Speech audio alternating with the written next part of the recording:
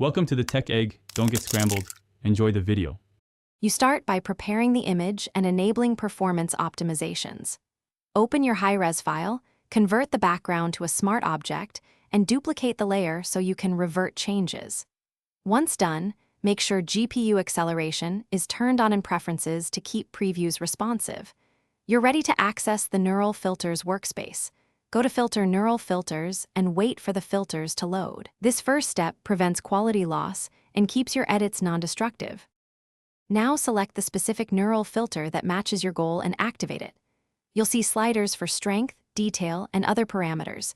Move them gradually while watching the preview to avoid overprocessing. Use the mask or restore tool when the filter affects unwanted areas. Paint on the mask to confine the effect.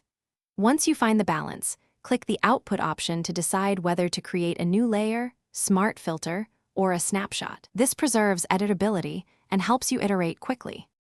Finish by exporting the result with an eye toward future edits. Choose Smart Filter or a new layer so you can tweak later. Save a high-quality master, TIFF, or PSD, and export a JPEG for delivery. If you see artifacts, reduce slider strength, switch to a different filter setting, or use a higher resolution source. Resizing up before applying certain filters can also help. If performance stalls, disable other intensive tasks or restart Photoshop. This usually clears GPU memory and restores smooth operation.